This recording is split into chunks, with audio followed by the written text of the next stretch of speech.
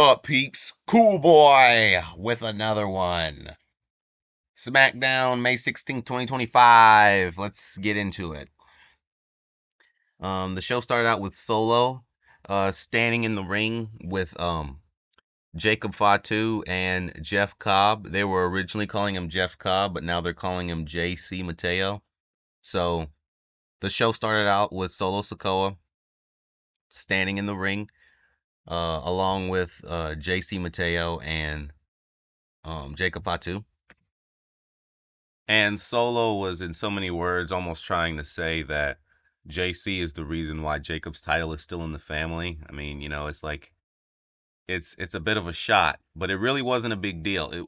Everything was still like kind of okay. It really wasn't a big deal up until Solo was getting ready to use Jacob's line, "All gas, no brakes," and at that moment when he used that, Jacob Fatu rips the microphone out of Solo's hands. You could feel the tension building. It was building more and more as the time went on, and just as it was really starting to get serious, like it's almost like it was getting ready to be like a brawl. I felt like it was getting ready to be Jacob Fatu's turn to breaking away from the bloodline. I literally almost felt like that. The way he was staring at Solo like he was ready for attack.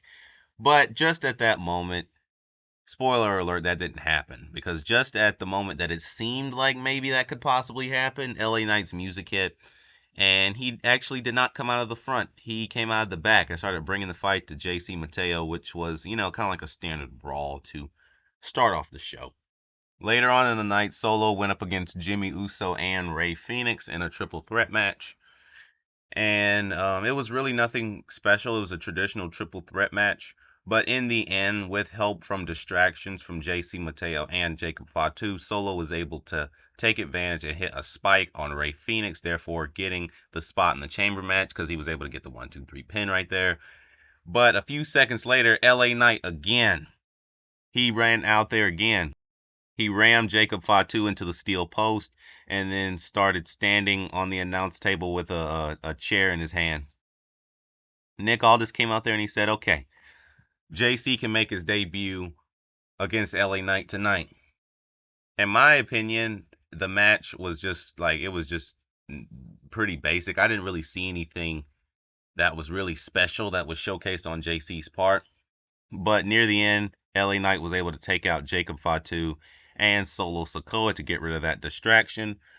But JC hit some kind of like spinning power slam to get the win.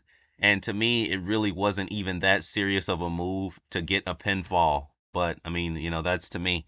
So I mean, it was a pretty basic debut in my opinion. Nothing really special. R-Truth was being interviewed after being attacked by John Cena, because remember, he helped John Cena win or retain his title at Backlash, and then after the show, John Cena hit a AA onto R-Truth through a table in the back. But yeah, R-Truth was being interviewed, and he announced that he is going to have a match against John Cena. He said John Cena's not the same person.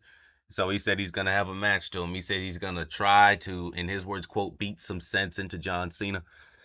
Okay, R-Truth and John Cena, this is going to be entertaining. Like, okay, like this is going to be funny, okay? That's the best way I'll put it. This is going to be funny. I don't know if you guys remember, but it was like a few years ago. It was like a no joke, like a 30-second match between R-Truth and Randy Orton. I feel like because like R-Truth was gonna hit like a move and then missed, and Orton hit the RKO and that was it. I feel like this is gonna be like the same situation and similar, but I would not be surprised if there's a surprise ending at the end. I would not be surprised at that. But that's kind of like what I'm expecting for this. While we're at it, let's go ahead and talk about the other confirmed matches for Saturday night's main event. We have Damian Priest versus Drew McIntyre in a steel cage match.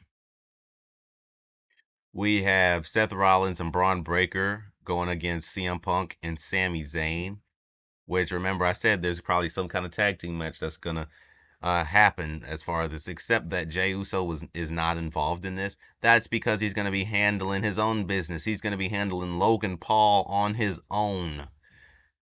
And I mean, I wouldn't be surprised if Seth and Braun get involved in that, but we'll save my official predictions. You know, my mind can change in between there. We'll save my official predictions for when it's actually time to do the prediction video. But what do you guys think about SmackDown and Saturday night's main event coming up soon? That's it for this video, peeps. Peace out, peeps.